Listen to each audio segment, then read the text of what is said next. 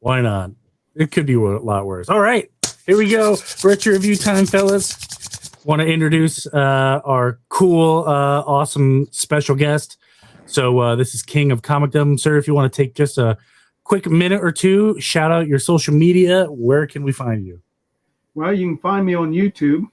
Well, maybe you can find me on YouTube, but I don't go there too often. Instagram, man, that's where you can find me at.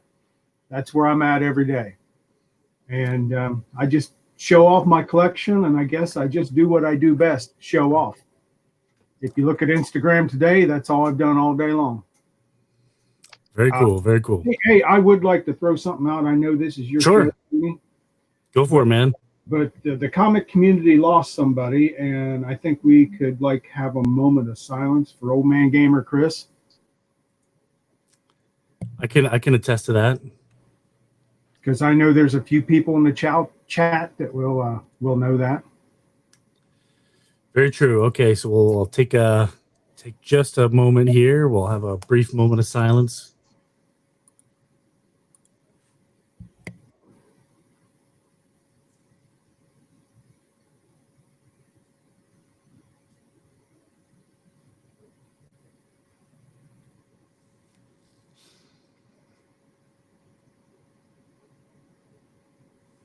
And what was his channel name? If anyone doesn't really know much about him, I didn't know much about him. Well, where can we go find him? Well, he was on Instagram under Old Man Gamer Chris, and he had a YouTube channel, but I don't know if he really messed with the YouTube over the last. I hadn't seen anything come up in a long time, so I don't know if he just stuck with Instagram or what. But I'm pretty sure Metarog's out there. He should know. Metarog, yeah, yep. It says I'll miss Chris right there in the chat. Yeah, I didn't know he had a YouTube. I just heard of him from the Instagram. Well, he's been around for a while, and us old timers, I guess we remember him because that's all we can barely remember anything. But, it's just sad to lose one out of the comic community. I feel you, man. I'm like 32. I feel old. Hey, you're not even starting, man. You're just still a young pup. That's okay. Someday, it's Dave's 21st birthday this year, you guys. He's gonna be 21. Yeah. He's gonna get his first beer. Give you a lot of fun. I can't wait. But before we get started, we have a cool little promo video here from Comic Kingdom. He did a cool little thing on Instagram for us, so we'll check that out real quick. I'm going to do a random book pick. I got 3 balloons up there. I'm going to bust whatever I bust is going to be the book I'm going to show. And this is in the spirit of Green Arrow. Since I'm going to be on Tony Stress's channel tonight, you can stop by and check it out. Here goes. I'm going to do it with 3 arrows, 1 shot.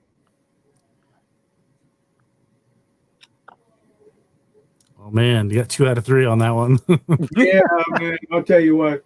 That was the only try I did, and I wish I'd have backed up and done it again. 3. Wonder Woman 248, Adventure Comics 407. Very cool. Very, very, very cool. Not bad. That's he awesome.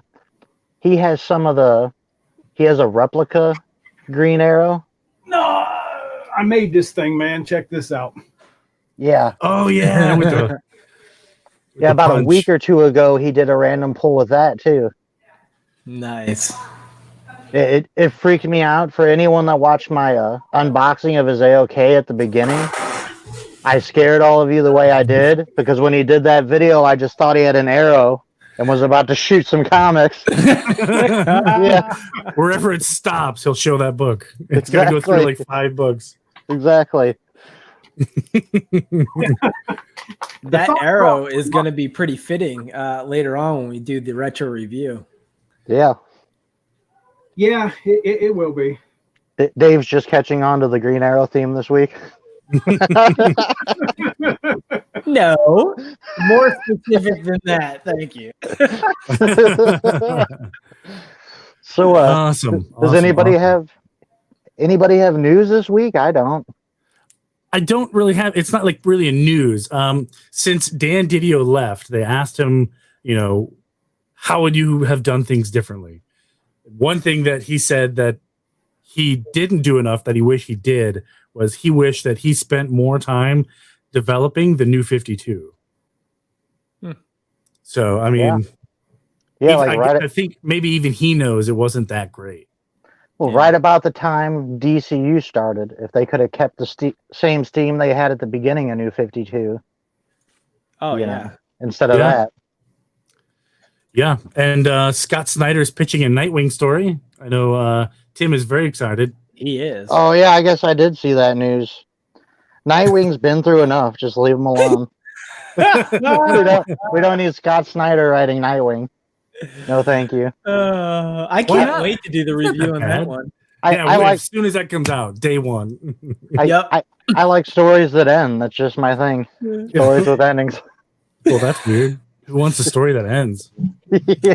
Oh, my good stories to go forever. I can see the review being like just Tony and I talking about it back and forth, and Tim's just silently pouting in the corner the whole time. We got to talk no matter what. We have to talk about how great it is. Yeah. It's the greatest book ever put to paper. Who knows? And then Tim's review is just going to be him holding a dumpster and like throwing it in. It'll probably just be a bunch of evil Nightwings, like Aquaman, Nightwing, stuff like that. There was one more. Let me see if I can pull it up. Did you have anything, Dave, from the week? The only thing I have is not even news, but I finally got around to seeing Birds of Prey. Yeah, what do you think? I didn't think it was as bad as everyone made it out to be, but then again, I wasn't expecting anything out of it. So like when all the kind of like just kind of ridiculous stuff came up, I was just like, yeah, whatever. But then there were other parts that I thought were, I mean, it entertained me till the end, I guess. It wasn't the best movie, but. So, yeah, I mean, I haven't seen it yet, but I'm still against Harley Quinn in the Birds of Prey, where it should have been Batgirl in the Birds of Prey. Oh no, it should have. This movie should have just been called Harley Quinn. I mean, the Birds of Prey were in it for like all of 2 minutes. So I mean, a little bit longer. Like, I heard there was a character called Cassandra Cain, but it's not Batgirl. That's right. Yeah, which only confuses me all the more. And why would you do that? Dave just found out who she was a week ago, and then and then I watched this movie. I'm like, wait, what? It's like Tim named his daughter after that. I was all kinds of confused. Some random person in some random movie. You talk about watching movies. I'm about an hour and a half into the new Star Wars. I'm sorry. And I remember Dave said it was terrible. I thought it started well. And it just, I'm not going to spoil nothing for those that haven't seen it. The editing is so weird. It is very weird. So it's the most weirdly edited movie I've ever seen in my life. It like takes you out of it. Yep. But, so you haven't finished it? No, I'm trying to remember where I am. Couldn't have been that good. I think they just rescued Chewie, maybe something like that. That's too right funny. around there. Yeah, that's too funny. Yeah. So some Black Adam news got released, and this is rumor on the street. These characters at some point will appear in the Black Adam movie. It's a crazy list of characters. Ares, that makes kind of sense. Maybe, ancient. The Amazons. That's not too far-fetched. It's not too far-fetched. Isis makes sense. Okay. Possible Superman cameo. Mm-hmm. Right. And here's one that would kind of surprise me. Dr. Fate. Yeah, that makes sense. Yeah. Shazam. Makes sense. Hawkman. Yeah. That's all ancient Egypt stuff. Yep. Yeah. Mr. Mind. I don't know him. The Shazam character. Black Adam character. Okay. He's like a little worm.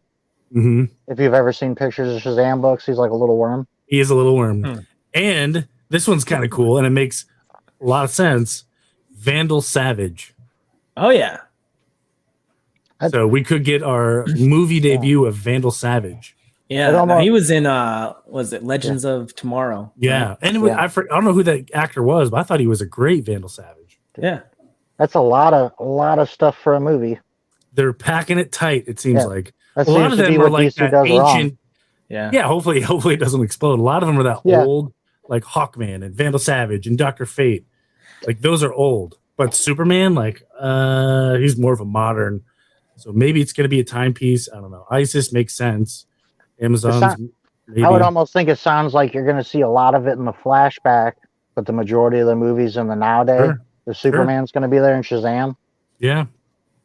Or that maybe they're gonna take a page out of that animated movie, Superman, Shazam, Return of Black Adam. Yeah. Very cool. But I'm a big Dr. Fate fan, so I hope they do something cool with him. Well, I wonder if they're going to throw down though. Maybe since they have Hawkman, maybe they can do like a tease, like a JSA kind of thing. Yeah. Well, I mean, that's what it's sounding like. Yeah. Well, yeah. Who out of all the people you name, what would it just be? He's fighting Vandal Savage. Who would he be fighting in that? Probably everybody. Yeah. So my fear, though, is that with that many characters, and most of those characters are new for anyone but like really some hardcore DC fans, how do you fit all of them into a movie and introduce them all at once and explain who they are? It almost sounds like a recipe for another Suicide Squad. Well, maybe some of them are just like cameos, you know, like remember how Wonder Woman, they did that cool painting flashback, or maybe they'll keep that tradition and show like Black Adam fighting some Amazons or some old gods or something. Maybe. Yeah. I would assume almost all of that would be like a flashback to Egypt where you see Dr. Fate, Hawkman. Yeah, because those are Egyptians, yeah. And then you would assume Vandal Savage is probably the one that crosses the time gap to be the antagonist. That's true. That's true. And then you just get cameos like, I bet Superman is just Shazam show up to try and stop him or something, like a little cameo fight scene. Yeah, there you go. Oh, hey, we just wrote the Black Adam movie. Good job, guys. Coming soon. And we did probably a better job than Warner Bros. Ever would. And we did it on a whim in about 5 minutes. It'll probably be way better. Yeah. They gave us the cast of characters. We wrote the script. Boom. Love it. Done. There we go. Awesome. But that's it for news. I don't have anything else unless anybody else has anything. No. No new books, so I guess. Yep, we're still in the new book drought.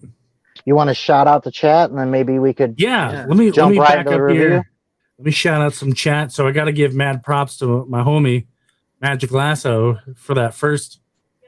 Yeah.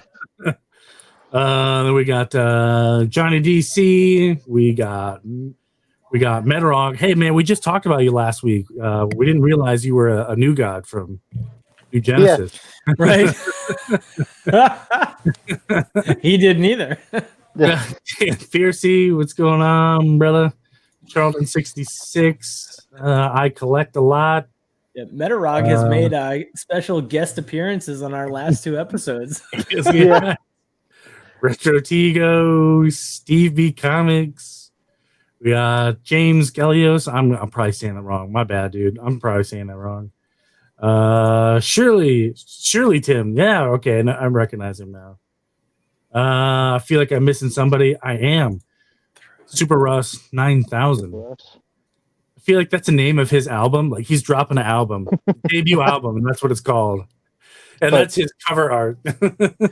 Just to let the chat know about the Metarog thing, Tony kept calling Metron of the New Gods Metarog on accident. I was reading it as Metarog. I don't know why. It's not, it's not bad, Hey, I'm comparing Metarog to literal god of knowledge. Yeah. So sorry if you're offended with being a super smart dude. But I have to shout out Tim's shirt, Cheetos. Oh yeah. Yeah. I need what's up now bro? that I do so many lives, I need different shirts to wear. I know. My wife bought this at Target Con to get the little pop thing. So I'm like, I'll wear it. Dude, I'm the Justice League, smoking the Superman hat, got the Batman hoodie, the Flash. Plus, there's always a chance me and Where's the Lawrence have ring? 2 of the same shirts. I couldn't wear one of those. We do, and we actually used it in the same promo photographs. Yeah, Tony. I don't know if you know that, Tony. On our photographs when we joined the Comic Collectors Guild, we accidentally wore the same shirt. You and me? No, me and Lawrence. Oh, I didn't even notice. Yeah. Didn't even notice. Okay, now I got my willpower ready. It literally only fits on my pinky. I don't know why I got these gorilla fingers. But all right, so let's. If Tony ever did become a real Green Lantern, that would happen to him. Like, can I get a bigger ring? They're like, no. Give me a pinky ring. No. Like, are you serious? You're just a temporary replacement. No, they're gonna give me some '90s like toe rings. Remember '90s? Oh, toe rings? yeah. Yeah. Green Lantern with a toe ring. Green Lantern. Tim's gone. Tony, The toe rings did Tim in. yeah, What's that? Tony about killed me on that one. Tony, Oh, let's see that ring. Oh, yeah. Hang on. is that We're gonna have a ring off. Is that the GameStop one, Tony? Yes, yeah, the whole box of them. I Yeah, have, like the actual one, and I have the lantern to go with it. yeah. I have the ones. I have a black and a green they gave away during Here, I'm going to. Blackest Night. Ooh, what is that? Oh, the Flash. Oh wow, Oh yeah, let's throw down. Let's have a ring off. ring. Do you have a Legion, Lawrence? No, but I got these. Oh, Flash. And I do have a Sinestro one, but I can't find it anywhere. So I must. It's like a legit Flash one. It's like made of metal and everything. That's cool, man. Wow. This one came with some action figure thing. I don't know. I just thought it was cool. I also behind me have a big yellow lantern power battery I traded for. I have a green lantern power battery. I want those, but I want them in the box, and I know a place that has them all, but they're so expensive. Yeah, the red one alone is like $600. I know. Yeah. They're very expensive. I think my comic shop has the yellow one for like a G. Something like that. Crazy. It's just not worth it, unfortunately, to me. I'd rather go after the action figures and stuff. Yeah, Dave, I actually fell asleep watching your Green Lantern action figure thing today. Was that bad? Yeah, I've been kind of sick all day, and Thanks, don't worry, it's none of the COVID symptoms. But I fell asleep, and when I woke up, you was hacking into a comic book through a box. You were like opening a mystery box and sliced a Year of the Villain comic. That's Really? that's like what I woke up to is Dave. Like, I think I sliced into it. It was an old video because I think you had said you had 79 subscribers at the end of it. Okay. Yeah, but that was my day. I woke up to Dave saying, "I think I sliced the comic book" or something like that. I'm like, "What? Is the show going?" Also, don't forget to sub each other up. I see a lot of people subbing each other, and that's good. Oh yeah, I don't know if people noticed. You can't sub from the chat anymore. Really? YouTube changed it. Like, you know how you could click on someone to go to their channel? The option's gone now. Really? Yeah. Thanks, YouTube. Yeah. It's not already hard enough. Oh, Yeah. So, like, all the notifications started working again, but now you can't easily so sub weird. from a chat. I wonder why. I don't know. Johnny DC says, "No way, I fell asleep too." Man, that's two people that said they fell asleep in your show. I think I was near the end of it because I distinctly remember getting to where you showed Parallax. Okay, yeah, So- you were almost at the end. Yeah, but it wasn't depends which boredom. Parallax. It was the first one you showed, so. No. Okay. Yeah, it was nothing to do with the video. I just haven't felt good all day. Well, with that kind of endorsement, I mean, my views are going to go through the roof. A hardcore Green Lantern fan's like, I fell asleep Yeah, right? during your Green Lantern video. Man. That collection took me years to put together, and Yeah. it took seconds to destroy it. Yeah. I woke up, he was showing Star Wars and that Spider-Man boxes. He like really hated the Spider-Man box in that video. Well, for anyone that doesn't know what Tim's talking about, my Green Lantern number 7th video came out with my my Green Lantern movie collection video. So yeah. it was the movie part. Yeah. I do want to take real quick. I'm going to make Mr. King of Comic Kingdom here full screen. And I just want to just take a look at that beautiful background. Look at all that. I mean, yeah, somebody was saying earlier, room. Are you in a comic book store? Yeah, Dan Piercy was wondering if you lived inside of a comic book store. No, this is just a room on my house. A comic room, an entire comic room. That's cool. Room. It is literally loaded with almost 60,000 comic books. 60,000 books. Yeah.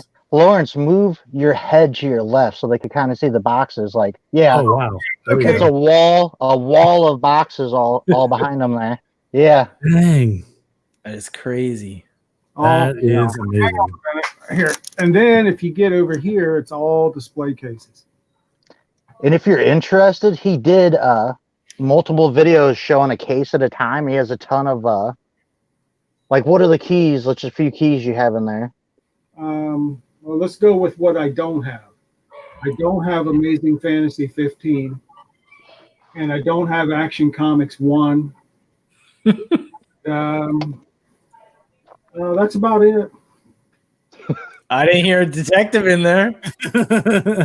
Or showcase. I said showcase. You Showcase. got the Green Lantern guys, right? Yeah. Yes. Okay. Oh, Dave, you might want to turn away. I'm gonna kill you, man. Oh Jesus. There it is. There it is. I'll give you $15 for it. Man, that looks like it looks in nice shape too. So speaking of Green Lantern #1, one of the reasons I was running a little late is because Torpedo was just wrapping up their mystery boxes. They had 50 boxes, I think, and one of them has Green Lantern #1 in it. So they were doing it on this live video where they were just like randomly put them up in like a lettered spot. And I'm sitting there trying to claim them every time they come up, and it's whatever they see first on their Instagram, and they were just never seeing mine until right at the end. I got one box in there, so I've got one chance at it. All right, I got something for you, Tony. Since I don't think we've ever met, and you're the Flash guy, right? No. I mean, I like the Flash. We're all Green Lantern guys. Oh, there you go. There you go. Wow. Don't get me wrong. I'm a huge DC everything. But Shazam and Green Lantern are my two homeboys because they've earned their power. Yeah, Lawrence, you might not know this, but Dave, he's trying to put together a Guinness World Record Green Lantern collection, and he has every Green Lantern with the core, not Alan Scott. He has every book, but the showcase he first appears in, Green Lantern 1, and the first appearance of Sinestro, to have the complete like Green Lantern core comic collection. Don't forget about the first appearance of Alan Grant. Yeah, as soon as I was saying that, I'm like, I don't feel good, and I'm gonna say it wrong because I'm so used to messing with him. Oh wow! Do you have any of the Alan Scotts, man, at all, or all American comics, or? No, I don't consider that as part of the collection. Maybe one day I will, but for right now, no. Yeah.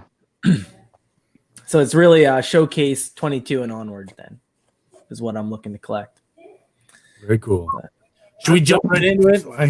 Let's jump into this review. So what do we got? We got a Green Arrow, the Longbow Hunters. This is a 3-issue mini.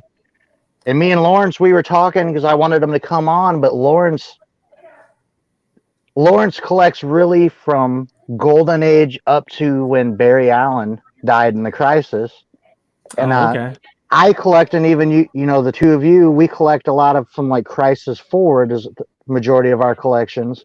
Mm-hmm. Well, it turns out this is a really important story for Lawrence, which is new enough that all three of us can get access to. And I don't know if you want to talk about it a little bit before we jump in, Lawrence. Go ahead, man. Floor is yours.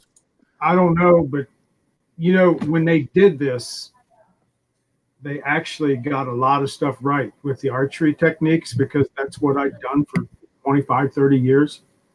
And this book come along and it hit home because I didn't know this at the time, but when all this stuff was done, Mike Grell was a hunter like me, and well, used to be. I'm kind of like Oliver Queen now. I don't do that much anymore, but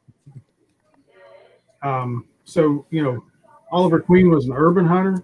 You have the real hunters, all the basics that they put in here. The Errol Flynn movie that they tied in with it. Howard Hill, one of the greatest archers of all time. Oliver Queen met him. I mean, all that stuff that happened in here had a basis of reality, which struck me in a really good way because this whole book, and I'm going to blow the whole review if I keep talking. But this whole book is based on a pre-crisis older Green Arrow. And it really just hit home with me just because, well, I shot tournament archery for years. And I shot the longbow, I've shot compound bow. I've pretty much, well, you see, I used to do a lot of trick shooting and I'm starting back into it. You wouldn't believe some of the stuff that I pulled off. And when you read that, and he goes back to the basics, basically, but you guys need to take it over before I blow this all up for you. Okay. No problem. I think, did you say you wanted to take issue 1? I would love to take issue number 1. All yours, man. Go for it. So, I love this book. I had not read it before. And one of the very first things that struck me personally on this book was it kind of starts out with I think the first panel, if I'm not mistaken, is of the public market in Seattle, Pike Place Market. Yeah, and the Space Needle there. So I of course I used to live out in the Seattle area for about 15 years and just recently moved away. So it was really neat reading this book, and you talk about how real it was. Well, just in the geography and the city, it was very accurate, and it was a lot of fun for me to read for those reasons. On top of which, it's just a really good story. So it starts out with this with a murder on Post Alley at the Pike Place public market there, and Post Alley is a real alley there at the market, and it runs the length of the market. And at one point, even it kind of it gets smaller and I guess a little bit more like closed in. And that's where they've got the famous gum wall, if you've heard of that, where everybody takes their gum out and sticks it to the wall. That's real? It's wonderful. What? That's real? The gum wall? Oh, yeah, it's real. Yeah, in fact, I think they just cleaned it off like a year or so ago. Everyone's going to start doing it again. Oh, I'm sure they already have. I mean, I don't know, but yeah, no, it's gross. But sure. It's a wall of gum. So I was looking for that in the book to see if it was there. But so there is the Seattle Slasher, and Oliver Queen and Dinah Lance are moving to Seattle. So they're just brand new to the city, and they moved there to become florists. And they opened up a flower shop called Sherwood Forest, I think, and it's like in the shape of a castle. It was really kind of funny. So this Seattle Slasher has claimed its 18th victim. And so as Lawrence was saying, he had to get back to his basics, and I thought that was honestly like one of the best lines in the book. Basically, that the guy that was teaching, or that he first looked up to, Oliver Queen first looked up to as a mentor, had said to him the reason that he didn't use a compound bow and he just used just this regular bow was that the truth was that he really just wasn't that good of a shot, and so he just had to get back to basics, or had to stick to the basics, and that really struck home with me because I often think of kind of a very similar thing for what I do. So I thought that was just kind of a cool little line. And then it went on to kind of do a mini retelling of Green Arrow's origin story. Although it's worth mentioning that they don't call him Green Arrow through the entire story, right? I never noticed that. Yeah, I didn't pick up on that. Yeah, in fact, they only hint at it at one part, and I think it's during the origin, right? Yeah, and the origin feels like it's straight out of like the CW TV show. In fact, much of this story you can see how the TV show really kind of pulled from it. Right to the well, I'm not going to jump ahead. I'll wait. So anyway, so then it switches over to another part of Seattle where there is this murder, and I think it was an undercover cop, if I was understanding that correctly. Yeah, it was okay, and so I noticed the architecture there and the little kind of like bus stop that she was murdered in, and that's actually right there in downtown Seattle at Pioneer Square. And so that was kind of cool seeing that. In fact, later on, I think it might even be in the second book that showed a parking garage, and that's actually on that street, right down the street from where this murder took place in the book. And so, but then it flashes back to Oliver, and Oliver's with Dinah, and he proposes to her, but it turns out that she is not interested in having kids. And so that kind of crushes him. And she says, because like there's just the criminals these days are just so bad and whatnot. And so I really liked the line she said. It was so well written. She said, I would love to make babies with you, but I'm not interested in making orphans. Exactly. Yeah. So so here's where it gets to the part I didn't want to skip ahead to, where he gets a new outfit. And she says it's more fitting for the Seattle weather. And so this is where Green Arrow gets the green hood, right? Like, again, I mentioned it kind of felt like the CW TV show. So what did they call him in season 1? The Hood, right? Yeah. And he's got like long sleeves and long pants now for the Seattle weather. And so that was part of what Mike Grell had done with this series, is he was basically taking, and they do refer back to this Silver Age, or even I guess it's the Bronze Age, Green Lantern from Denny O'Neil, who I believe Grell worked with on that run. And this was kind of a way of kind of redefining the character, but they still also kind of like, there you go. Exactly. Yeah. That's the old outfit there. And then he gets the new one with the hood. So at this point now, Oliver gets into the Arrow costume and he stops a mugging, by the slasher.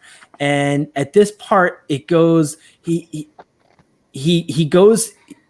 follows him to the Seattle Underground. And there's a really cool panel in the book where it shows this. And I don't know if you guys know what the Underground is or if you picked up on this panel, but I was wondering if that was legit. Yeah, like it's totally legit. So what it is showing is it's showing the nice shops in, the downtown Seattle, but then the first level is all like dilapidated and whatnot. And the reason why is that's actually underground. And so, and that's true to this day. You can take a tour of the Seattle Underground right there at Pioneer Square.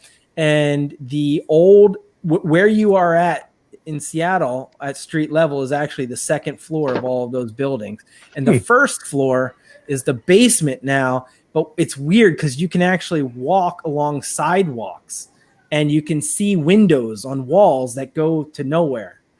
Because what had happened back in the day when they had the sewers overhead, and when they all burnt down and stuff and they rebuilt it up, some kind of story like that, and they wanted to bury these things in the ground, the shop owners wouldn't agree. And so what the city did is they said, well, fine, we can't control the sidewalks in your buildings, but we can control the streets.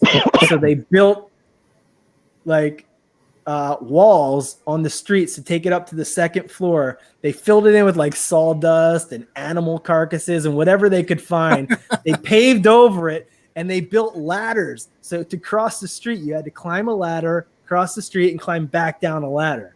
And so eventually the shop owner said, this is ridiculous.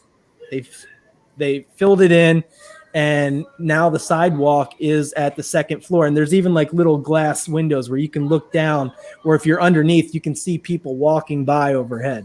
I'm gonna check that out. Going to Seattle. That sounds like a lot of fun. Yeah, it really is. So and now they got even like a little gift shop there now, but that's what they were showing in the panel there, and that's where he goes down to find this Seattle slasher, this serial killer, which again is kind of cool because if you know like Seattle history and you know some of the big serial killers, a lot of them come from Seattle, right? So it was kind of neat. So at this point he finds the location of this slasher, but the slasher gets a one up on him, knocks him out. And by the time he gets up, he's following him out and he sees them try to kill this woman, and he shoots his arrow and actually kills this guy trying to stop it. But as he does, there's also this kind of backstory of this Robin Hood killer that is also killing people throughout Seattle. It's not Green Arrow. And it turns out it's this woman with a green dragon tattoo, kind of dressed like a ninja. And she's got a bow and arrow with white feathers. And she kills this other guy in a car right next to the woman that Green Arrow had just saved. And that's where book 1 ends. One thing to mention for the story going forward, when you first see Green Arrow and Dinah in their house, a crack addict actually crashes like through to where they are. So Dinah is actually on the hunt for these cocaine dealers. Yes. That's where she like is in this book. Yep. That whole era of Arrow was brilliant. Yeah. Yeah. Yeah, he's got quite the collection too. I'm sure he's familiar with the story. Yeah. What about Metarog, the god of knowledge? I'm sure he knows. So book 1 was fantastic. I loved it. So who wants to take book 2? You take 2. Comicdom and I are gonna finish up with the 3rd. Me, I'll take 2. Okay. Yeah, you take 2. We'll take 3. We will. Yep, we're gonna knock out issue 3. All right. All right. So the second book picks up, and something I really like, there's a constant sort of monologue about hunters and all of that, and you're seeing like the spider. You're seeing a lot of flashbacks of Shadow's training, because that is the name of the bow. Sorry, the arrow killer from the first book. Yep. And you're seeing these businessmen, they're arguing over a shipment. I'm just going forward here. And basically their partners are being killed. Like the man on the phone that died last issue was on the phone with them, and now he's dead. And we even see another one, her killing another one here, like right after they talk. And it ties in just so well with the monologue, and everything that's happening flows together so well. And we switch over to, which I was a little surprised about, Green Arrow is just at the police station. He don't know these police officers, and he's there giving them info because he has one of her arrows, so he could tell them approximate weight, approximate size of the person who's doing this, saying it's either a woman or a child, and all of that. Which my first thought would be, when there's an arrow killer and then Green Arrow shows up, that they'd be, blaming him, but that never really happens. Mm-mm. Although they do kind of, I think it might be this book or the next book, kind of throws something like that out there at him. So then we switch to a couple old ladies about to get mugged. Green Arrow breaks one of their fingers, and he's out looking for... Not the old ladies. No, No. he did not break the old lady's fingers. One of the muggers. Just walks up there, breaks a Yeah. finger. Just to clarify. Yeah. So that's where he comes home after that. Let's see if I'm showing it right. Right here. Gets the note from Dinah that she's going after these coke dealers. I'm sorry, I'm trying to get this visual of Green Arrow breaking old lady's fingers out of my head and struggling. Sorry. And I just really love the characterization. After that, you just see the flashbacks of the talk and what she's saying to him about, you know, not wanting to get married and have kids, and he's just laying alone in his bed. And to me, that just sort of really hits. And it's his birthday. You forgot about that. Oh, yeah. Yeah. And it's his birthday. That's right. She had gave him the uniform the day before as an early birthday present.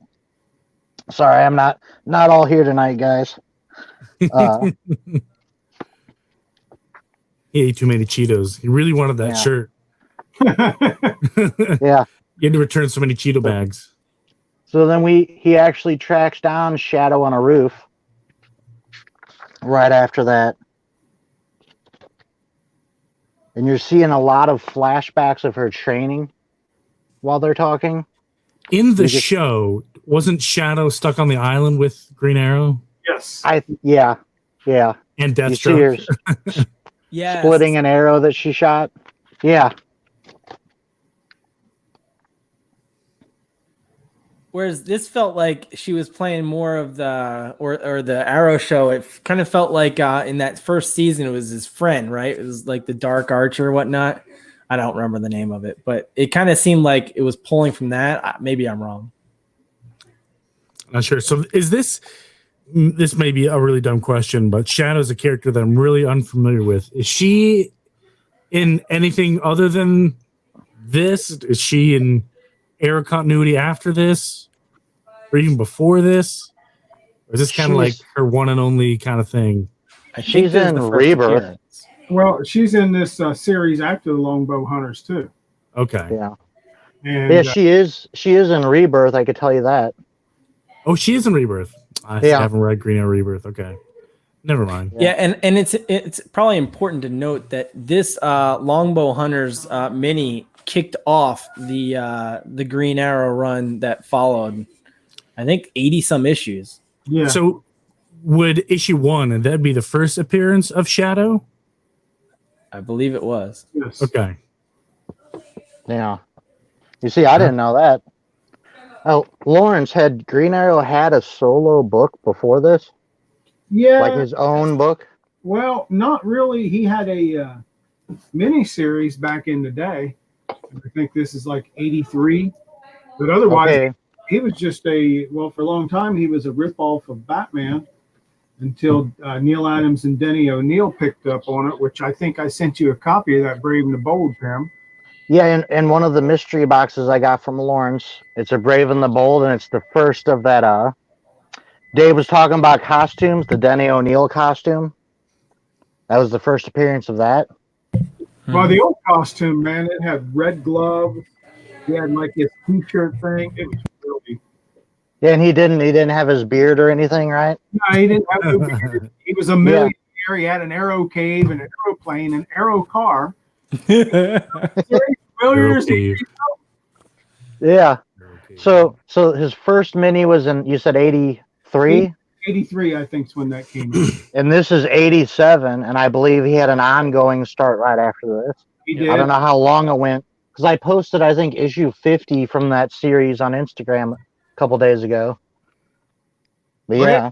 Ways, but it's then they come out with the second one because he died in that. Well, yeah. Spoilers. So you've been reading. I believe Lawrence was telling me the one he really likes is the one that Kevin Smith started, right? No, I like it, but I really like the spin-off of the Longbow Hunters because it stuck with this. Yeah. Way through, they were still in Seattle, and see, look at that. Of course, Metarog knows. Yeah. Of course, he knows that. And he was backups. Action Comics, Adventure Comics, World's Finest Comics. He was in More Fun Comics. Not that I know that much about it, but I'm just. I think it's really great because not only are we doing an episode on a new character we haven't done on the show, but we bring on someone that probably has the most knowledge about Green Arrow. You know, to help us through it. Yeah, Green Arrow's a great character, but you don't run into too many like super Green Arrow super fans. No, I'm wild. Well, that was something I was saying. How silly speculation is that when a TV show or something happens, the book goes up. Green Arrow got his book canceled while his show was still going. Like, it didn't help the sales of his book, you know. Right. Yeah, no. So, but to continue on the story, they have a showdown, and she actually shoots an arrow, breaking the string on his bow and killing her target. That's badass.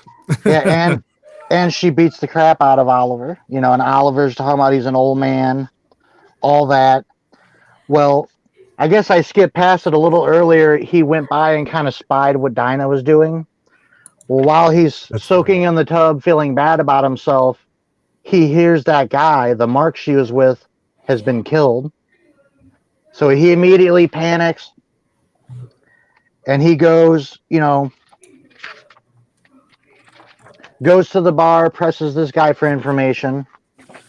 Then he's actually listening to those old guys we saw at the beginning of the book talk. Follows that information to a dock.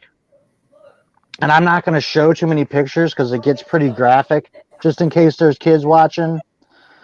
But it shows him sneaking in. I could show a little bit of this. It shows him sneaking in past guards with dogs. And I thought it was pretty cool in a second here. There's another garden dog. And he actually kind of hides behind. And when he peeks around, Shadow's already got them both.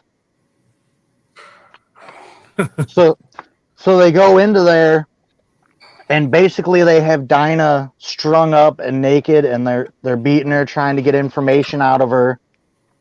And I might let you take this. What happens at the end of this book? Because doesn't this kind of tie in directly with your post from this morning on Instagram and everything, Lawrence? yeah, it does. Because back in the day, Green Arrow accidentally killed somebody, which, it took him a while to get over that, which I talked about that this morning. But the most important part to me is what anybody would probably do in a given situation. I mean, you got your old lady out there being strung up, beaten, and not letting her die just to try to get the information from some psycho. I don't know how to show this, but he just puts an arrow right through his chest and becomes the killer again. Mm-hmm. I honestly, I can relate with that because that might be something that I would do if I was put into that position. Bad as I hate to say that, because it's he's just doing what is right, and the guy deserved everything he got, in my opinion. Mm-hmm. And it's too graphic to show, but that brought him back into the killing thing, and it changed. I was surprised about this series. This was almost Black Label before Black Label. Yeah, like there's nudity in this, and some brutal deaths. And this, I believe, was the story. It then continued on from there, right? Where he then he would go on to kill beyond this. Yeah, and that's what I'm saying. It changed him forever. Yeah, he did it once, regretted it, went to a monastery to try to get over it back in Flash 219 or something when it was a backup feature. And then longbow hunters come along, and he was running along, good old happy Oliver Queen, broke and working in a flower shop. Woohoo! And then all of a sudden he becomes a killer again. It reminds me of why I quit watching the Arrow show. How I describe it to people is like a bunch of people follow Arrow because he kills bad guys. He promises not to kill anybody, immediately kills somebody, and everyone that's following him because he kills people is judging him because he killed somebody. That's like the Arrow show, the description of it in a heartbeat. I guess what I gathered from it, Tim, is it's something you don't want to do, and I guess if you do it, and maybe this is how this gets all started with anything, is did it again, and then it was easy after that. Yeah, because I think I even passed up in the book. He was saying a line that how he had to hunt for food on the island. He didn't do it because he liked it. Right. He did it because he had to. Right. And he doesn't, he doesn't hunt animals anymore. He hunts the hunters, the people hunting humans. Right. Yeah. The urban hunter. Mm-hmm. Yeah. But before the longbow hunters, he wasn't quite so well. This whole series made him darker, which give him an edge, I think, for the storyline. Oh yeah. It came out about the same time Dark Knight came out, so I mean, I think they was rerouting everything. Yeah. Yeah, in fact, I think this came out right on the heels of Dark Knight. They saw that Dark Knight was successful, so that when they pitched this kind of like gritty, realistic Green Arrow book, they were willing to take a chance on it. But yeah, him going to his old lady's defense and saving her, Tim, I mean, that's what any of us would like to do, I would think. Yeah. At whatever, and that's the way it should be. But there's a little more to it that's kind of interesting, and when we go into book 3, I might talk about it a minute. Yeah, Sure. let's for book 3. Before we get started, I do want to show this real quick, just as a testament here to the art, so a lot of you guys can see what These we're are doing with. Look at how beautiful this is. wraparound covers. Yeah, this is awesome. Look at some of this detail here. And this is a painting, I believe. It looks like it's painted on canvas. I think it's pretty cool. Awesome. Yeah. Okay. Back when you did book 1, when he went through and he built or he cleaned up the house while Dinah was out doing something else, and he built their room and his room, and the last thing he had to do was hang that painting of Howard Hill. Yep. From like the Robin Hood movie of Errol Flynn. I have something very similar to that hanging in my room. Really? Yeah, you can't see it because it's on the back wall over here, but it's just amazing that they tied it all together. I'm still amazed that they did all that. Because comics never did that until then. One thing, jumping here to book 3 real quick, is it starts off pretty graphic, as Tim was saying. It starts off with that guy killing Black Canary, and he's having this nightmare where he kills this guy, and the guy turns into a dragon, and sets Oliver on fire. And then someone in the hospital staff wakes up Oliver, and I thought this is a pretty good line. Are you okay? What's going on? He's like, no, I'm still in the nightmare, because he's looking over and seeing her still in the hospital. I thought that was pretty unique, and it just goes to show the connection between these two characters.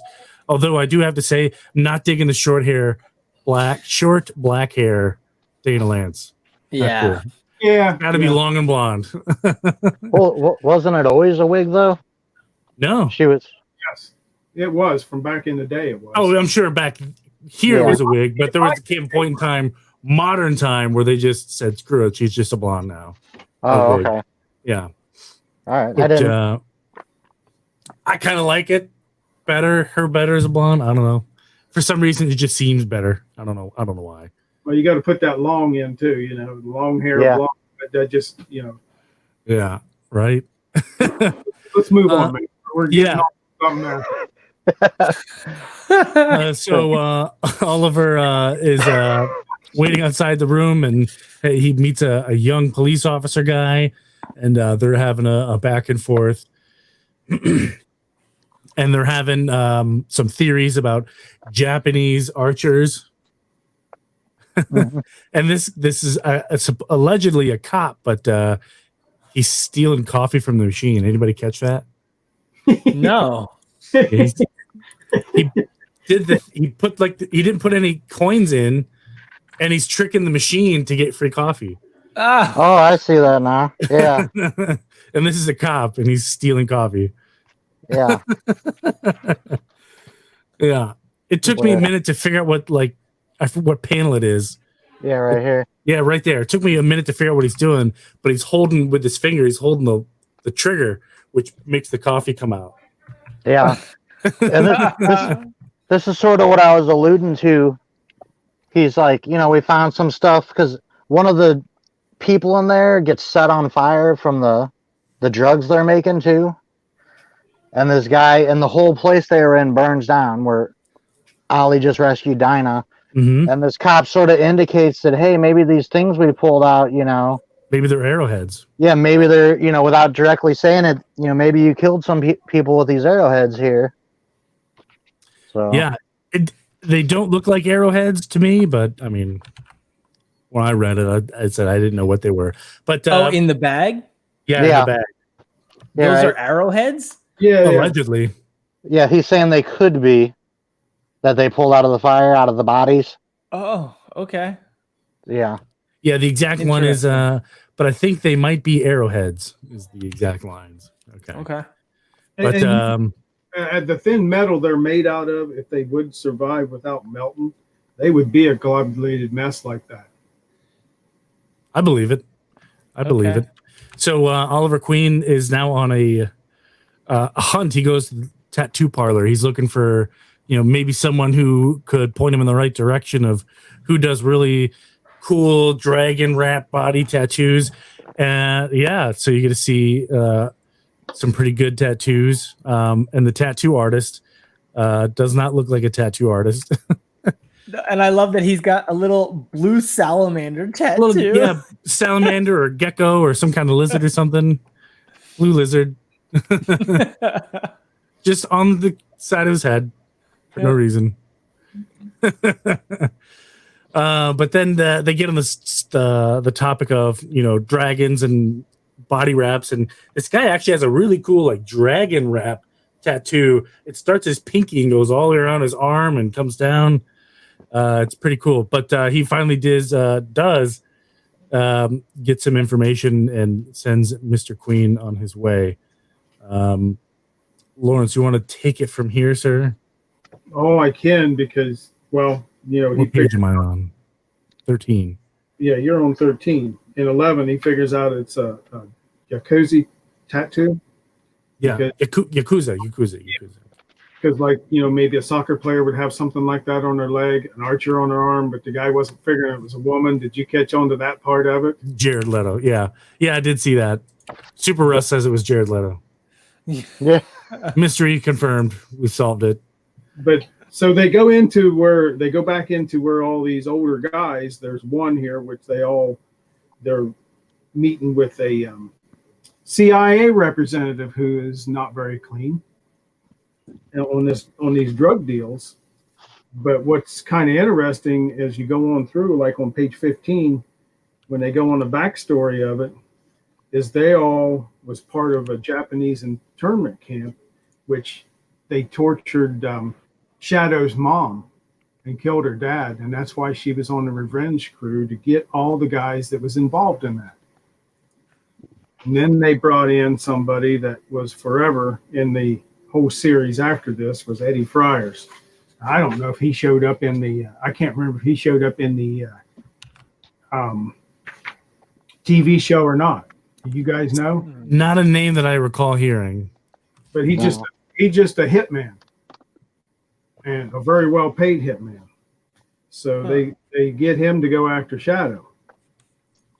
And it's pretty neat that she's leading Green Arrow on to find out where they need to go, because she's just dressed as a street lady and everything, giving Green Arrow all the clues.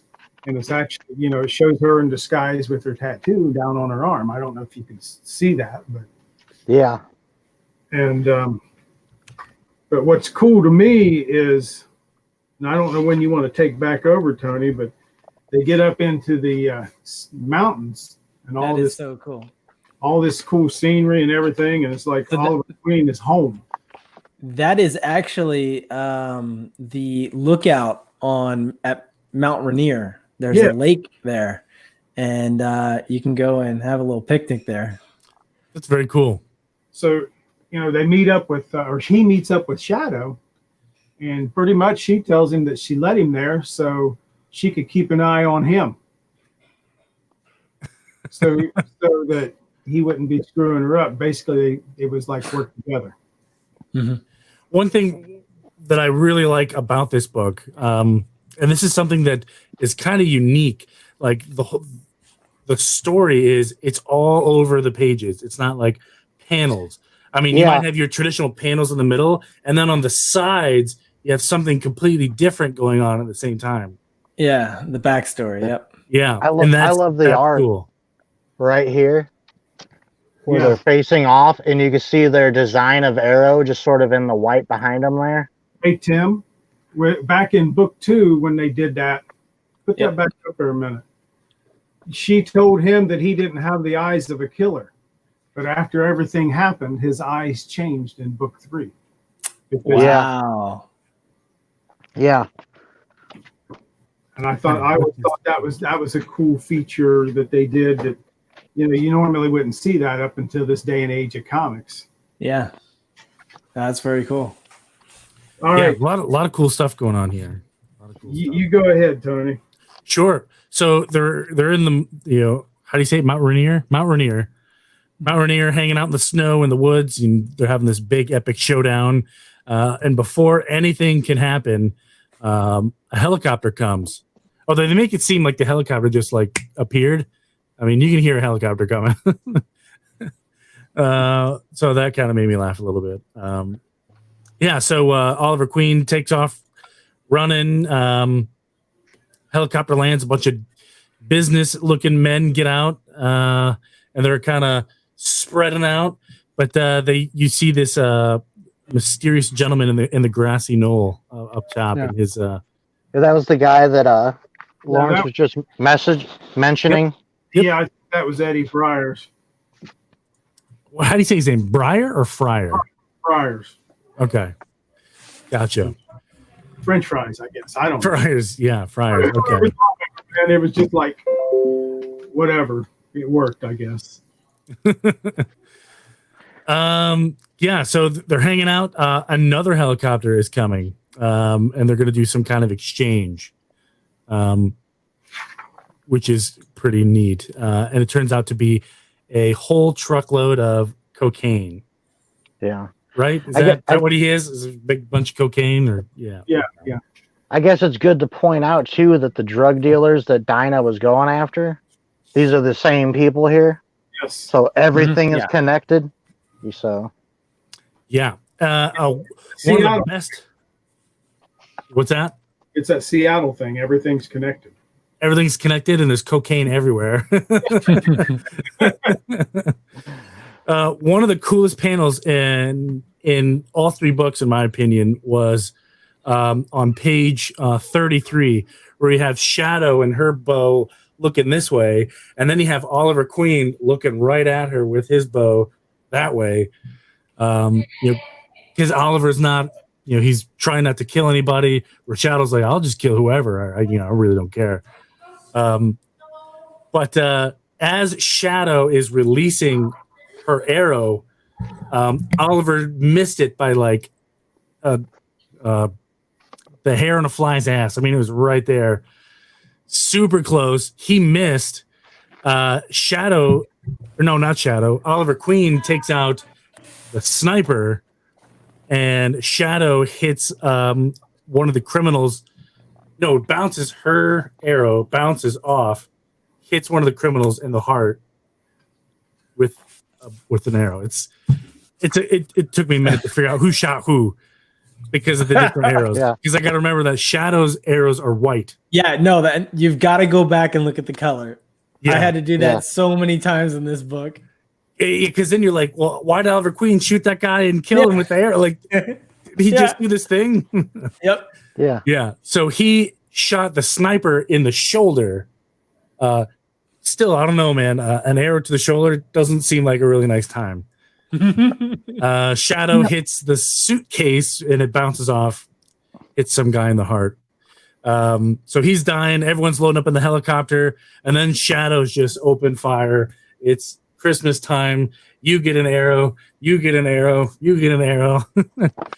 Dude in the machine gun, who's a machine gunner in the helicopter, for some reason can't hit a standing target in a white background, full silhouette. But that's the army in me speaking. I don't, like, dude, where'd you learn to shoot? But she somehow manages to hit the machine gunner from it seems like a good distance away in the helicopter. Um, Yeah. This one's really funny. Lawrence, you want to take this part right here? We're at page 35, Oh, okay. right at the top, where they left that dude. Oh yeah. Wait, come back. Shit. Like they're gonna turn around and just on a dime and come back and land and get him when they're all getting killed. Yeah. But what was cool was when you get to page 36. Yes, that was cool. It's a cool scene where Oliver Queen's sitting in the tree waiting on them to come through so he can just lay one on them. And this is one of those panels too where you're like, okay, what happened? Oliver Queen shot the helicopter. It hits the helicopter in the glass. Helicopter explodes somehow. Yeah. And then you see Shadow over here, and you're like, did she do that? I think she might have did that, but it was never explained. I mean, unless that windshield was made of tannerite or something that exploded. Yeah. It's a tannerite windshield. But she's kind of waving there at the end, so I thought it had to have been her, right? That's how it was definitely her. It was definitely for her. the last 30 years, that's how I took it. Yeah. Okay. Because here's the other thing that we Scott R. forgot to mention.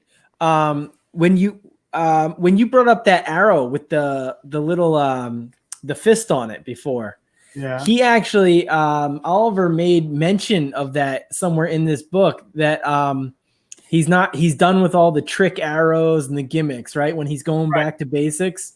Right. And so for that reason too, I don't think that would have been his arrow because he's using regular arrows now. That's right. That's right. Yeah. Still an awesome panel. Just this one alone is really beautiful. Well, Who did the art? Was it also Mike? Yes. So he wrote and did all the art. Wow. I think he did the art. Writer and artist. Yeah. Wow. Some people have all the luck. Yeah, and he just happened to hit on a good thing. I thought it was kind of funny when the guy was dumping all the coke down into the clear into Seattle to get stoned. Yeah. Thought that was pretty cool. But when he handed Oliver a bag of money, what was it, $1 million or something like that, maybe? Yeah, it does say it. We're here. Where is it? Yeah, I think it is $1 million. Well, I thought it was kind of funny because he just told him, "Hero, you just got a raise." Yeah. Yeah. I mean, somebody handed you a bag of $1 million laundered money. What would you do? Yeah, because at this point he's already lost his fortune, right? Yeah, he's lost his fortune. He's lost his soul because he's killed again. I mean, what's he got left? He's got $1 million in a bag. That weird looking beard. That was something else that threw me off. Man, That he wasn't rich, and in the newer Green Arrow comics, it's like his family's always lived in Seattle. So that threw me off reading this. Like, was him being rich something they added later? So. Yeah, I'm sure they flip flop continuity wise. when he originally came out, he was just a rich playboy. Yeah, he was Yeah. rich. Yeah. Fortune. And I think they mentioned it. Did they mention it in this story, or maybe it was something else I was reading? I don't know. They mentioned it at the beginning in book 1 somewhere. Yeah, they Yeah, mentioned it. Yeah. Yeah, they mentioned in the origin. I was just saying at the beginning, like they're moving to Seattle. I'm like, I thought he was always there, and like he didn't have money, and I'm like, what? No, he was in Star City, right? Yeah. Star. Yeah. Which I always thought was funny because and maybe it's because he did the Seattle thing, but I always related Star City to being like a clone of Seattle, you know, kind of like Metropolis, like a clone of New York or something. Yeah, I don't know. Yeah, I'll go with makes that. sense. Yeah, we pick him up back in Seattle City, and he's hanging out at some that guy. What the heck? Yeah, the guy that got away. Yeah, that guy, The head guy. the head guy. That He's organization, Mango or something was his name like Yeah, that. yeah. Just chilling on that guy's table, getting ready to talk to him about Japanese American internment camp in Idaho and all the atrocities he's seen, and he starts talking about his time there.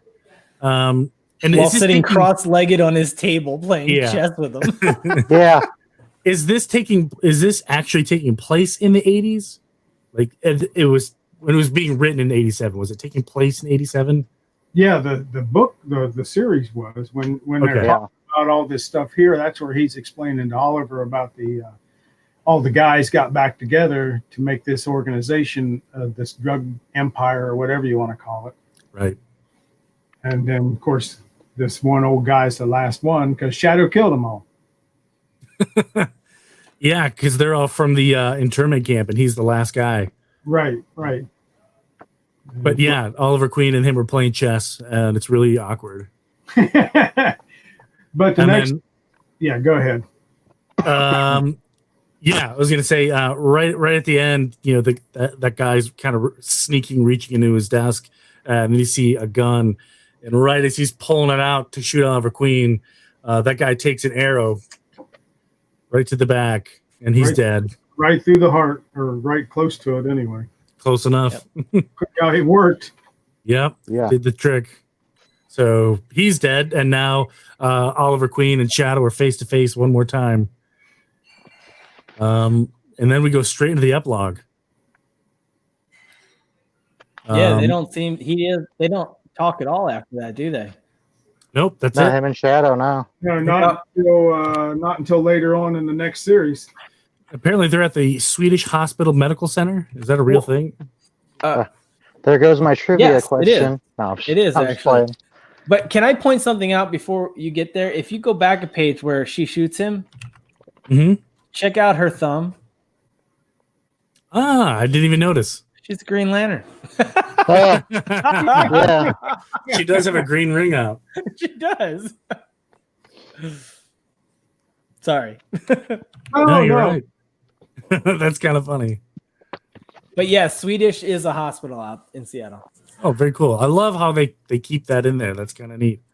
All this cool stuff. Yeah, it was very accurate. Yeah. So Diana wakes up, didn't think that she would make it, and they say that it's done. What did she say that I thought was pretty cool? And show them what a real fighter can do. And he said, too late, it's done, all of them. So that's kind of it. She wakes up, they have their moment, and that's the end. And he did show her that he got that hell of a raise. Yeah. Oh yeah, that's right. Yeah, he shows her the big bucket of money. Yeah, if he threw that in front of Batman or Superman, they wouldn't have kept it. No. Yeah. Right. Yeah. But honestly, later down the road, that comes back into play too. Sure. This series is all tied in with the other one. I didn't know the Seattle stuff. I never been there, never even researched it or anything. But on the archery world of it, they tied it all in good, and it looks like they tied the Seattle part in good. So Mike Grell really put his work in on this. Oh yeah. There was one scene, and it's just like it's in there, but like they don't mention it all. But like I said, the parking garage there, it's like I knew exactly where that was. It was right down the street from where they had that the undercover cop killed. And it's funny, like it was so accurate. I was able to position exactly where they were when this was happening. You should go in there and just start taking pictures, and when everyone's like, "Dude, what are you doing?" You'd be like, "Oh, I'm taking the Green Arrow longbow hunter tour."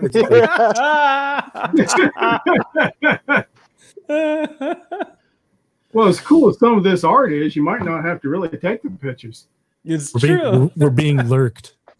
Hey there, Barry. Being lurked. Yeah, I saw we got a couple new people in the chat. We got the immortal Biggie Shaq. How's it going, man?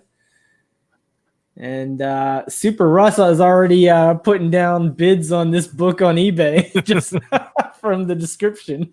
Well, if he's never read it, it's worth getting. Yeah, absolutely. Very, very good choice. Now's the part of the show where we talk about our thoughts on the book. We have a weird, cool grading system, but I'm curious as to get. I called it weird. Tim came up with it. I figure it's too complicated to explain to people to come on. If they hear us do it and want to try it, that's fine. But they can just do their own rating. Because it's hard to grade books on like say continuity. Like if it's just a one shot or a standalone miniseries, it doesn't really, you can't really grade it on continuity. Yeah.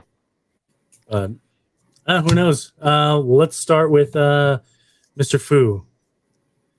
All right. So I know you guys like the cover art. It was all right for me. So I had the covers at a 3 out of 5.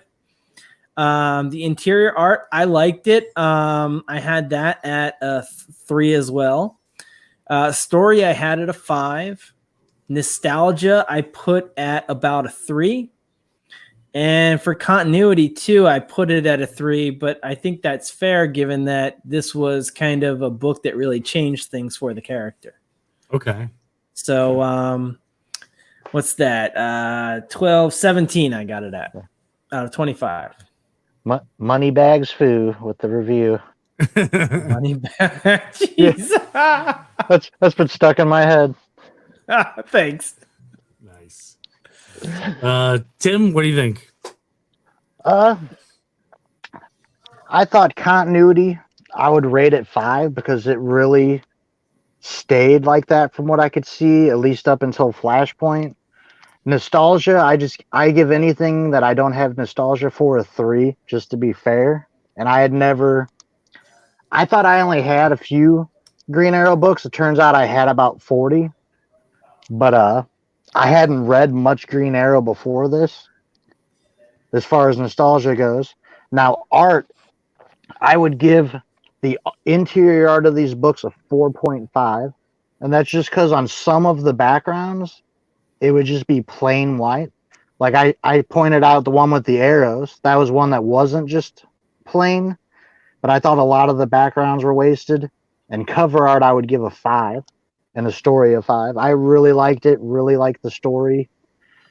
I love stories that sort of have that inner monologue going, that really kind of, it's telling you a story, and then when the story plays into that inner monologue as well.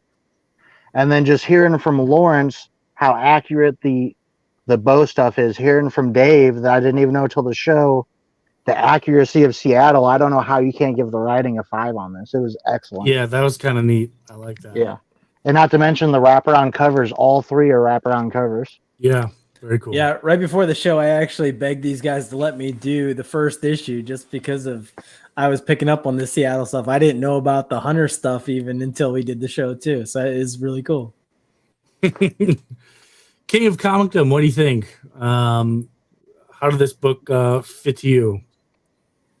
Well, I think you already know that answer. But on the art, I thought it was. I don't know your grading scale, but sure. So is 5 the highest, or is that how you? Yeah. Well, to me, because I'm old, nothing like this had come around. This was my first experience with it. So to me, the art was great. I mean, probably a 4 because we'd never seen what you see nowadays on covers or anything like that. None of that ever. This is like pioneer.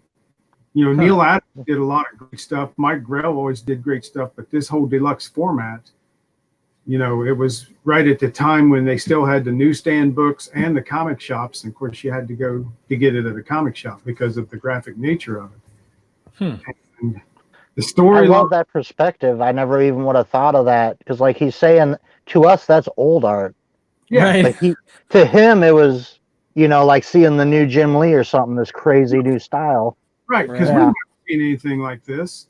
And it was awesome. I mean, you never seen nothing that good on a cover like that. I mean, they had good art, and don't get me wrong. I mean, but just everything there just matched. I'll go with you on the white background stuff. I never looked at it like that because I was so immersed in the story because it related too much to me in certain aspects. And finding out about the Seattle thing man, I'm telling you what, that just puts it all into like a really high perspective for me. So I'm just going to go 4 across the board. How about that? Sure, fair enough. But I tell you what, talking to Lawrence before this show, all the info he has about this book, I'm blown away that Lawrence learned something about the book on the show. 'Cause I thought he would be the information source to us. And I just think it's wild that even he got something out of this too. Like that's crazy. But overall, the whole thing, it just redefined who Green Arrow was. And like you said, it was in a transition, so you got your continuity and everything, but they mixed it all together. And from here on out, Green Arrow was never the same person. Of course, I don't know what's happening in the newer stuff, the new 52 and stuff, because I don't really buy a lot of new books. But I think he stayed the same until New 52. But I mean, honestly, when you put it together, and if you read the next series, I mean, it continues right off from this, right down to T, right to the same villains or characters. Maybe they're not villains, because I think they're all like anti-heroes, even Green Arrow in this. Yep. Well, and I think Mike Grell wrote like at least the first several issues, right? I think the first maybe 12, that's when it was the best. And as it went, it kind of sucked as it went. And by the time it got to the end, it really sucked. But, as it went, it was just, I don't know. To me, it was just a good, interesting storyline. And for somebody just killing comics when they killed it with Crisis, for me, this was the one thing that kept me. This is the only book that I bought. Wow. Yeah. He was a huge Barry Allen fan, and when they killed Barry Allen in Crisis, I think we all relate to that and stuff happening in new books. That was like the first Crisis, the first time they're doing stuff like that. Right. And I'm just kind of reading the chat here, and it seems like they're reacting pretty positively to the book too, which is good. Yeah. I think that's a testament to how good this book is. For me, I'm weird about grading things for continuity, so I didn't give this book I didn't grade it all for continuity. But I did give it a 5 for overall story. I thought it was a great Green Arrow story, and I think there's not too many great Green Arrow stories. I think, to my opinion, I think this is probably one of the better ones out there. That's a standalone Green Arrow story. But I gave it a 4 for art. I gave it a 4 for covers. I mean, I thought this is a really great book. Fabulous book.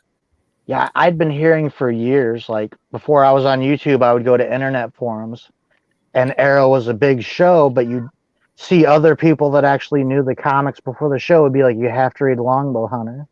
And I never pulled the trigger on the books until I talked to Lawrence and heard what he had to say about it. And I'm like, I have to read it now. I got to get it right now. Let's order it. Yep. That was good. Yeah, awesome recommendation, Mr. Kingdom. Thanks for recommending that. So, let's move on to our book show. Who's got what? I'll go first. Okay. So I think this is probably from part of the run that Lawrence says sucks, but for me, I went through my Green Arrow collection and I pulled this one out just because when I think of a Green Arrow book, this is the one I always think of, because this is one of the only books I ever bought back in the day because it had Catwoman in it. So I was actually chasing the Catwoman at the time, but so that's what caused me to get this book. And so I figured I'd pull it out and show everyone. I thought to this day, I think it's still a really cool cover. That is a neat cover. Very neat. I need to find that one. It's nice, right? What year did that come out? Looks like a 90s book. 94. 94, okay. I think. Awesome. So, all right, that's what I got. Awesome. Tim, Lawrence, you got any cool books? No, I don't. I don't know. What do you want from like the series itself? Whatever you want. It's basically show and tell at elementary school. You show whatever you want. It's part of going on with the Longbow Hunters, and I always thought this was just a really cool cover. That is cool. That's awesome. And that's in the same story you said? Yeah. Awesome. And I'm going to move on and let you guys go, man. Tim, got anything? Yeah, I was just talking before the show. It's got to be weird for Dave because we normally follow Green Arrow's sidekick, Hal Jordan, to actually do a story of the main guy. I do have I went and bought this because this is the the outfit he's wearing in this era. See, get the glare off it. Very That's his cool. longbow hunter's outfit. I like that Icons line. And I actually I was just looking, I'm not sure which box it's in now. The book I was talking about, I got in Lawrence's mystery box of his first appearance in the outfit before that. But real quick, for those watching on Tony's channel that maybe don't watch my channel, something funny happened this week in cleaning and doing stuff around the house. I opened up a tote that had a signed hockey memorabilia and a signed hockey jersey that I probably hadn't opened somewhere between the ages of 13 and 15. Was the last time this tote's been open. I was opening it to show my wife, and there were comic books in that tote. One of those comic books, it's beat up, but here's a Green Lantern 4 was sitting in that tote. Jeez, man. What? That's awesome. You've had a Green Lantern 4 sitting there and you didn't know it? Yeah, for 2 decades. I've had it in that tote. There was a Justice League 5 coverless, and let's see if I could show it real quick. I have it between these to kind of... Iggy wants to know what the jersey was. I grew up a Ducks fan, so I had a pennant in there signed by every player one year except Paul Kariya. And Paul Kariya was my favorite player. I had a Paul Kariya jersey signed. He signed it right on the 9. Hey, Tim, if you ever need help cleaning out your garage, I offer my free. Yeah, we're all going to volunteer. We're just going to open totes, but we ain't going to move anything. It's actually, since I've been on YouTube, this is the second time I found comics that I didn't know about in a random tote in the basement. Yeah, basement too. We got all your crawl spaces, attic. Yeah. Tony and I got you covered. Yeah, we're going to be doing a lot of tote opening, not a whole lot of moving, though. Yeah, $5 get you 15 minutes in my basement. Anything you find in a tote. Hey, that could be worth it. Yeah. That could be worth it. That could be a lot of fun. The only book that I have to show for tonight. Hey, you know what? You never know what you might find in a basement. The only book that I have tonight is, let me see if I can switch my cameras here, make it cool. Oh, here we go. I have the Dark Knight's Metal #1. This is from the personal collection of Scott Snyder. See if I can make this a little bit easier for you to see. I'm sorry. But it does say that on there too. If I can just get it to focus. There we go. From the personal collection of Scott Snyder. So witnessed signatures on here. I have Greg Capullo, Jonathan, I can never pronounce his name, Galpin, and Scott Snyder on 2/8/18. Yeah, so that's my cool little book show. I like how they all did it. Their signatures kind of down here next to each other to make that cool. Very cool book. Definitely. Awesome. Definitely from the pages and personal collection of one Mr. Scott Snyder. Very cool. Can't wait to see what he does with Nightwing. Yeah, me too. Can't wait. So you're saying even Scott Snyder don't want Dark Knight's Metal in his collection? Man, that's gotta hurt if you're Scott Snyder. Man. You stole that from Scott Snyder? I sure did. Don't tell me. Yeah.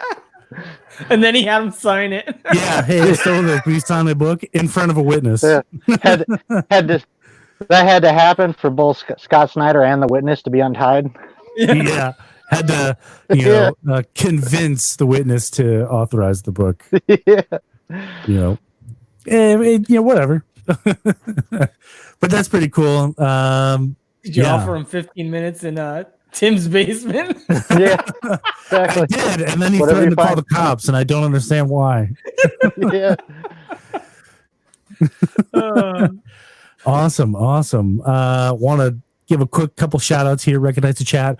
Boy who had 7 finally came to a show. Just kidding, man. I know you're busy. What's up, man? What's in your basement? He wants to know what's in your basement, Tony. Me. I'm in the basement. This is the basement. This is actually only part of the basement. All the other cool stuff that's actually worth money isn't in this room. And it's not comics. Library Comics, I want to thank. Immortal Biggie Shack, Super Russ, Retro Tigo for hanging out. See if I can scroll up a little bit.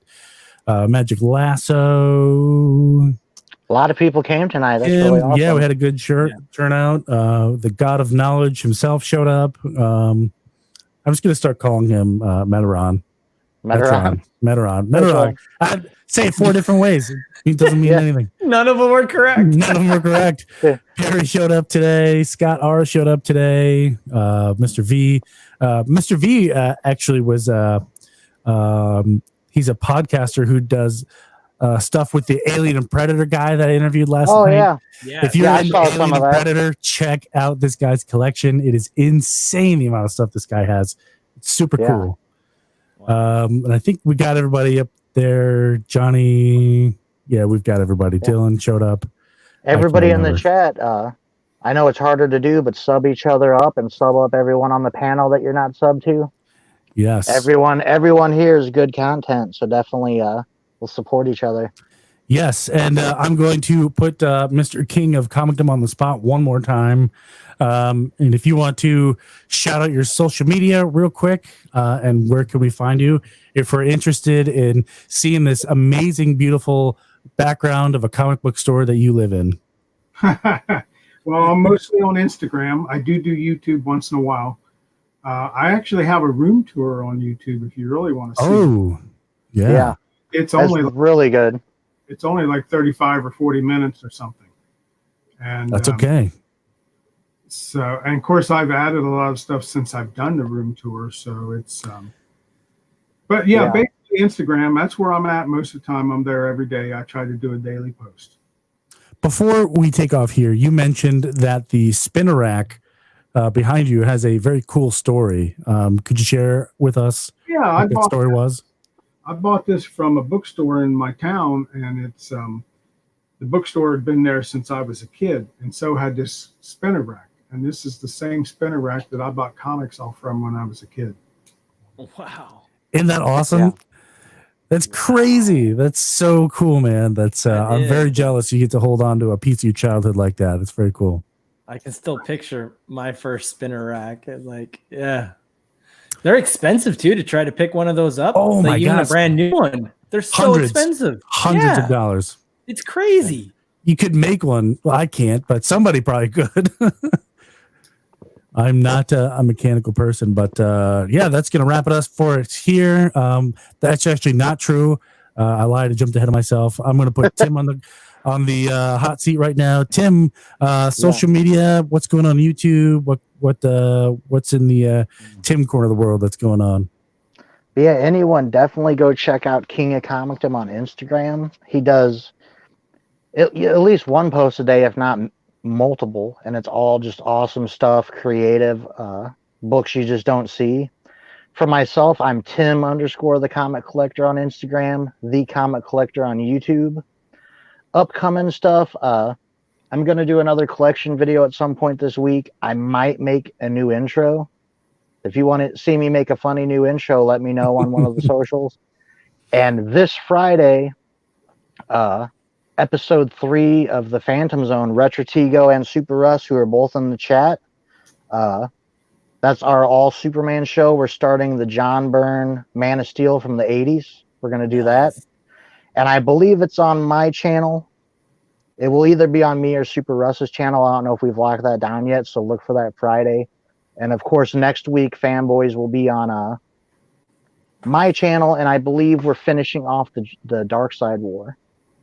So. That's right. Very cool. Awesome. Very cool. Comic Foo, you are on the clock, sir. All right. I'm Comic Foo 2814 on Instagram and YouTube. Let's see, what do I have coming up? I was supposed to have I do this show on Tuesdays called The Mystery Men, where we do these mystery box unboxings. I was supposed to do that on this coming Tuesday for our friend's mystery box, Squatchy. He does his own artwork, and it was going to be a fun event, but that show has now been canceled. In fact, I'm probably just going to cancel the whole show entirely because Tim went ahead and unboxed his box early, and it's just ruined Christmas, and it's not even Easter. So Stevie B and I are the only two that haven't opened our boxes yet. And Really? we were just talking today, and we're too depressed to even open it now. So You can't believe Tim squatched it. Tim squatched it. I haven't seen Michael Ackery, Wink, or Chad open boxes. Yeah. But for those who are interested, this is no remorse. No. So this is the original sketch I got in my box. Very cool. So And the it big even book has- that people were hunting was the Martian Foo Hunter. That was the Yeah. first one to be found. But I was talking to Squatchy today, and to the best of our knowledge, those Yoda ones, which were the first books everyone really wanted, have not been claimed. So Oh yeah, and Rob Boswell did a video. He didn't get that. I actually Yeah. didn't recognize the one he got. as far as I know, the roasted Yoda that he's eating, because that's the Yeah. other one I really wanted, I don't think it's been found yet. Nobody's got G.I. Joe #1 yet either. Isn't that that's not a sketch, but that was like a book that everybody was talking about. There's a G.I. Joe #1 in there? Yeah, I thought he was showing that he was putting that one of the boxes. I think I need That's that awesome. Yeah. Very cool. Like the video you guys did on Chad's channel, I think, where the Moneybags food comes from. I'm pretty sure he was showing that as one of the books he was putting in there.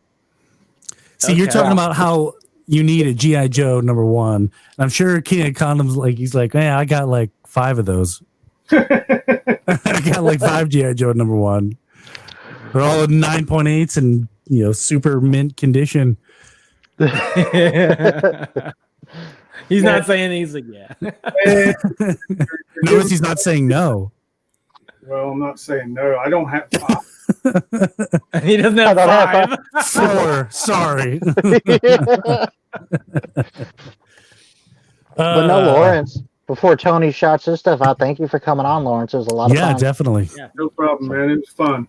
You're welcome back anytime. Definitely. But I'm Tony Fett. If you're watching, you're probably subscribed to me somewhere. Coming up on my channel, I have a few things a few ideas I'm working with. I don't have anything concrete yet that I want to do.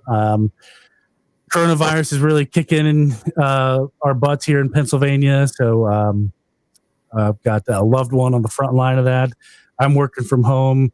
I'm trying to assist the state through this crisis. So I don't really have a lot of the free time that I did when I wasn't doing coronavirus stuff. But I'll definitely try to get a few things coming out. But yesterday I just did a awesome interview with a gentleman named Jimmy Lee, who is an Alien and Predator super fan. Telling you, he just, even if you watch for like a minute just to look around his room, is awesome. This guy has some really cool Alien Predator stuff. He's my favorite DC artist too. Yeah. And he said he was going to take Jim Lee, but he's like, I probably can't. I was like, yeah. But that's it for me. That's all I got coming up. Yeah, weekends are my only time where I don't do coronavirus stuff anymore. Hey, can I say something? Sure. Since you're talking about all this stuff coming up. Yep. I had an idea, and I just kind of didn't know if anybody would think it was a good idea. But I have like a ton of this stuff right here. Wow. Like grab bags, DC grab bags. So the old multi-packs that come out in the like 70s and stuff. Whoa. And I was going to do a video on them, but I didn't know whether to do it on YouTube or Instagram or both, or just scrap the whole idea. I think it's a great idea. Yeah, do it on YouTube. That way people can rewatch it later. I mean, and you can do it live. Do like live unboxings. That's awesome, man. Well, definitely. These will never come out of the packages because they're too hard to find. I mean, you never see them. Yeah. Right. Yeah. Man, there's probably a really awesome comic stuck in there somewhere. No, I checked. I did check. There's a key that tells you what each package has each. Oh, okay. Okay. Very cool. Okay. I know Five Below is doing their own version of that now, where you can go in and you get a random DC grab bag.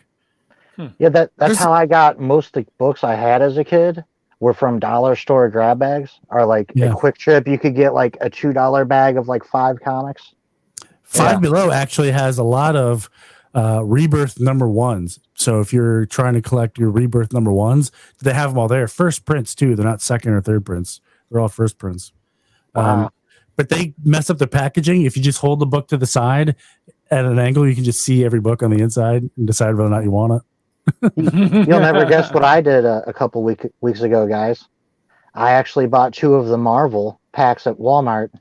Trader. Oh. Yeah. I actually just opened them up a couple days ago and read them. It was like an Amazing Spider-Man, a New Mutants one, and boy, I'll tell you what, you're getting desperate if you're buying them, ain't you? Yeah. Well, I just kept seeing them, and like everyone was talking about that New Mutants one. I'm like, well, I want to try it, you know, and that's why I ended up grabbing them. So okay, so you tried it. Did you throw it back?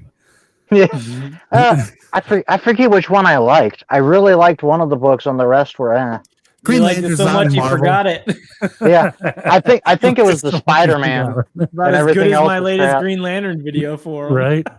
Yeah, exactly. Yeah. Tim buying Marvel, the end is near. No, the end is near when I pay for a Marvel book. I've gone my entire life and not paid for one Marvel book. What? My entire life. Hey, there's Hialeah.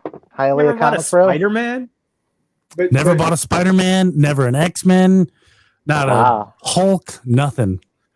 Unless you count the DC Marvel crossovers, then I guess maybe I have, but that's it. I actually went out of my way to a comic book store on the day that the new Fantastic Four released a year or 2 ago. Yeah. And I got 2 issues into that before I didn't buy any more. Yeah, not me. It wasn't for me. Yeah. So. Yeah. Awesome. Why only one Marvel, man? You know what? I can't say too much because I have just about as many Marvels as I do DCs.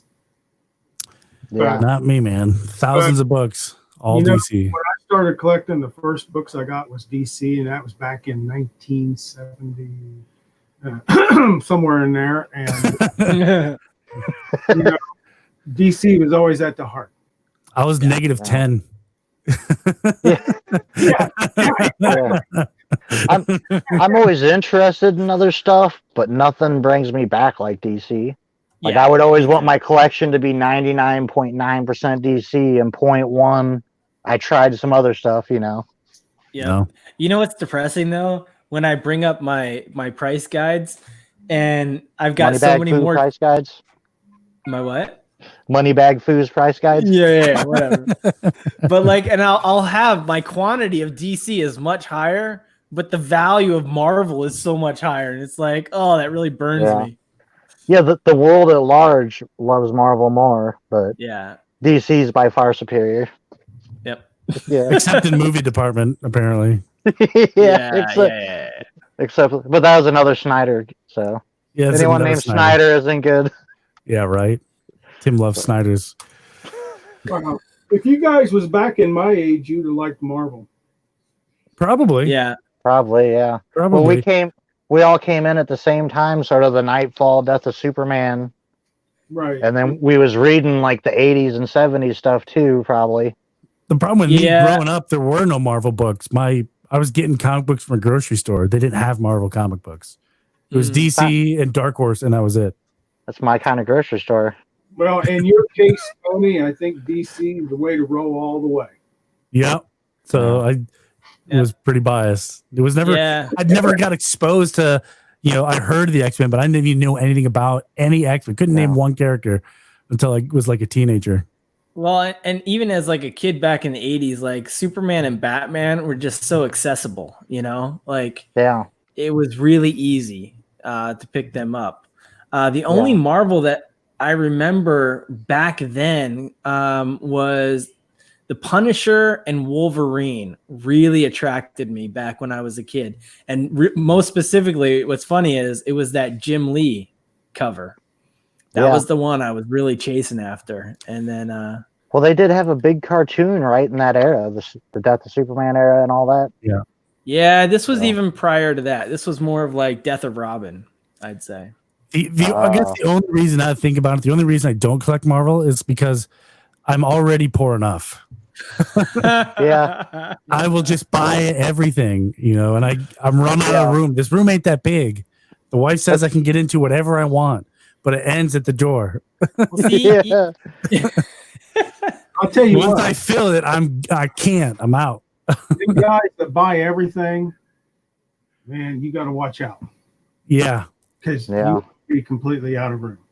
Yeah. Oh yeah. Yeah, I'm there. Yeah. My wallet is Dave has Star Wars and all that too, and toys and props.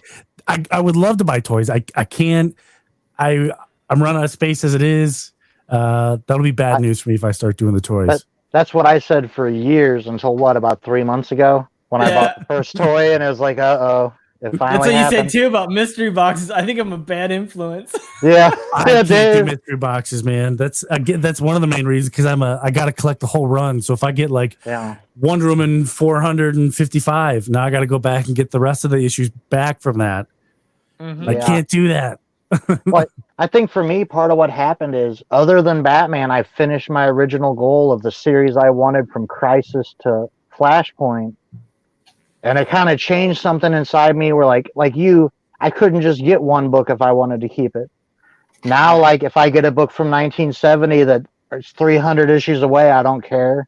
If I get books that aren't DC, I'll keep them if I like them. I'll give them away if I don't. So like, I think when I finished that action run, my original goal is like, I could do mystery boxes. I could buy figures because like I finished the original goal, And then what you'll find is you'll create new goals, and sometimes they won't be as big. They'll be smaller. You'll want to finish like the Frank Miller run of Daredevil or whatnot, right? That's what I'm doing now. Like I'm really on Hellblazer, Titans, and the Wally West Flash is like the things on my horizon.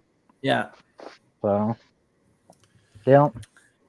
Yeah, we went a little overboard here. I think this is our 5th goodbye. It turned into a good conversation at the end. It did. It turned into a great conversation. But shout out to everybody, even if you're coming in late or watching us on the replay. Don't forget to subscribe to all these great guys here on the show, and as well as everybody in the chat. Some great content coming out for sure. Don't forget to wash your hands, stop touching your face, and turn off the news, and we'll all be just fine. Definitely. Read more comics. Read more comics for sure. Until next time, I think we're on Dave's channel next. No, we're on Tim's. We're on Tim's channel next. Special thanks to King of Comicdom for coming out and talking Green Arrow with us. We'll definitely have to have you back to talk about some Silver Surfer next time. I think that's your right. No, I'm just kidding. Flash will work, man. Flash, all right. Maybe we'll do Flash versus Quicksilver or something. That'd be fun. We already knew who wins that. Yeah, Flash won. All right. Before we get stuck on another topic, we'll get out of here. Thanks, everybody, and have a great night and a great weekend.